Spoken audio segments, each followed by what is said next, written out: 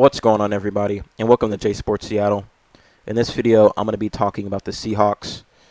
Sorry I wasn't able to get to this video yesterday, and sorry that I'm releasing this like literally not even 3 hours before the game. I was super busy yesterday. Arizona State, we were in the Big 12 championship against Iowa State, and we blew them out. Huge win for my school. I'm so happy for them, and I went to a lot of games this year, and I even stormed the field a couple times. But we're going to the college playoffs. I just found out we got a first-round bye, so I'm super excited, and go Devils. And then also I just took a final before making this video. But here I am. I'm going to make this really quick. I don't want to spend too much time talking about it. This will probably be like 10, 15 minutes, not even. So if you like the video, make sure to like, comment, subscribe, and share for more Seahawks and Seattle sports content. And without further ado, let's get on with the video. So yeah, this is arguably the biggest game of the year for both teams, in terms of playoff hopes. We win this game, and we pretty much, it's not solidified, but like our chances of winning the divisions skyrockets. So we definitely need to come out on top. I understand that we won 6 straight, but we do not take these guys lightly. I'm sure Mike McDonald is saying that these guys, like, each week is a playoff game. Like, he's literally said himself in a press conference after practice or before practice, this is a playoff game. This is an away playoff game. More specifically, is what he said. That's huge. That's a good mentality to have. I'm glad that he is instilling that mentality into these guys. That's huge. I know these guys are fired and ready to go. We got Uchenna Nwosu. Unfortunately, though, even though we have Uchenna Nwosu, we have a huge blow on our offense. We lost K9. He is out with a calf injury.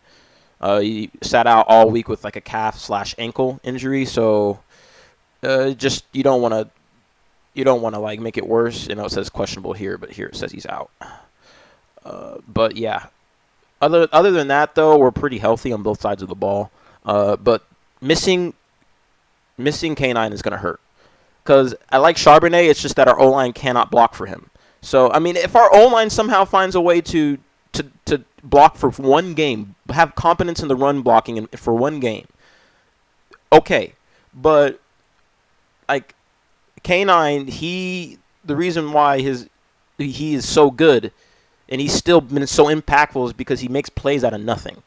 I cannot count the times I've watched this guy be stopped for 4 or 5 yards behind the line, and then he goes for like a 6-7 yard gain. Like, he is a backbone of our offense, and I feel like in this game, depending on how the O-line plays, we're gonna miss him, and I feel like regardless we're gonna miss him. So hopefully, and that makes me think that Ryan Grubb is just going to be passing all game. And this is just going to be complete passing game. And, I mean, that's fine, but Geno makes mistakes. Because you give him the ball so much, a mistake is bound to happen. It's just how it works. I mean, he's the second most, top 3 in attempts. I think he's number 2. I remember he was number 1 for most of the year, but got topped by Burrow. But Geno has thrown the ball the second most amount of times in the league last time I checked, and he's going to make mistakes, whether if it's his fault or it's not. It's going to happen. So if that, I feel like if Charbonnet does get going early, we'll ride him.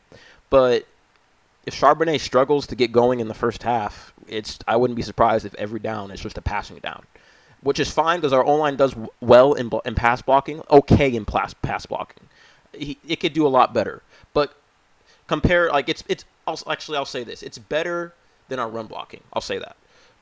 But Geno's also one of the most sacked QBs in the league. So, and that's not without coincidence. You have the most passing attempts, you're going to be sacked a lot more, especially when your O-line's not holding up the way it is. It is a young O-line, except for Tomlinson, but still, there is really no confidence in these guys.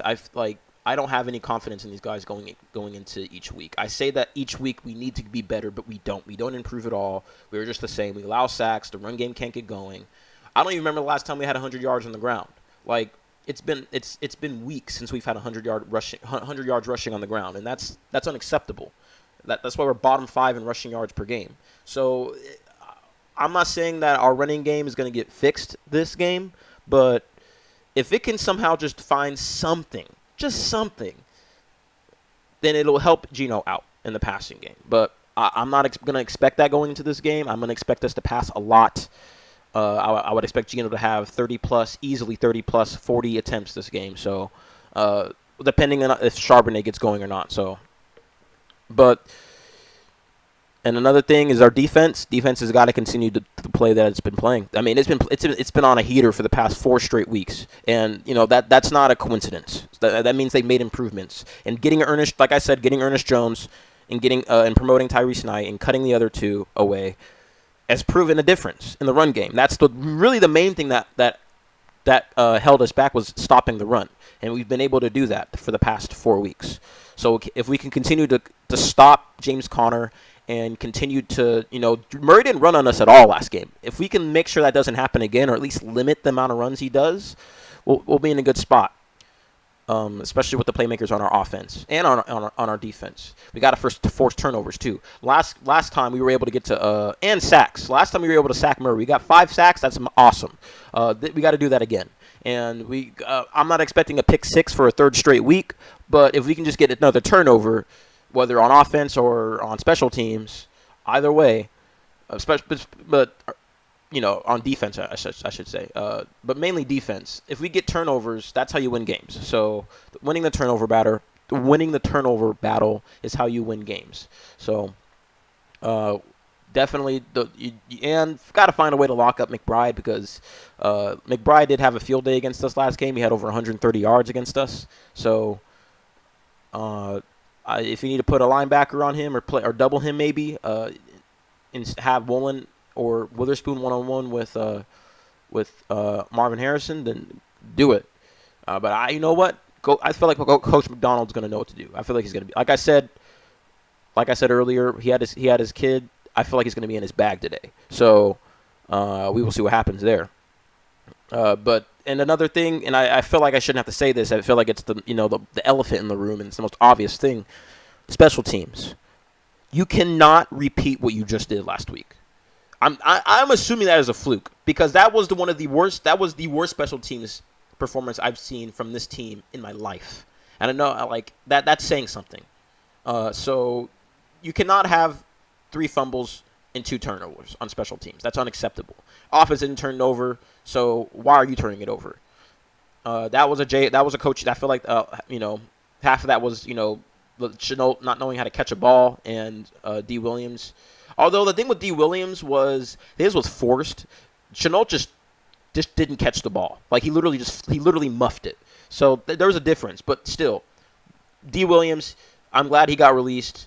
He's been a detriment in the run game, or in the return game all year. I know we got that guy. What's his name?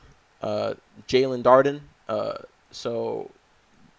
He's a returner. He's been in the league for a few years, so I mean, that's good that we have a veteran instead of just throwing somebody out there.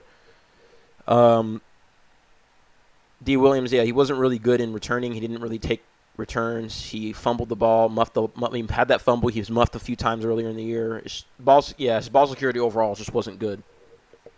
So we got an upgrade there, I suppose. But I mean, they aren't really injured. Everyone's playing, so it's a full-on bird battle. Like I said, if the run game can get going, okay, but don't expect the run game today. Expect passing a lot. If they surprise us, that's good. But I'm not expecting them to run with the way our O-line has been playing in run blocking. So, and then defense, just continue what you've been doing. Just like Mike McDonald's been in his bag. Mike McDonald's just got to do what he's been doing, and the players just got to keep responding to Mike's coaching. So, and they have, especially Leonard Williams. So, that's how we can get this win today, and huge win going. If we win today, this is a huge win going into next week. It would be a huge win because we face Green Bay. So on Sunday Night Football, at least it's at home, but it's Green Bay. So, this is a must-win for both teams, but especially for the Seahawks. So if you want to if you really want to try to lock up this division, so let's go get it. But I think that's all I have for this video. If you like the video, make sure to like, comment, subscribe, and share for more Seahawks and Seattle sports content.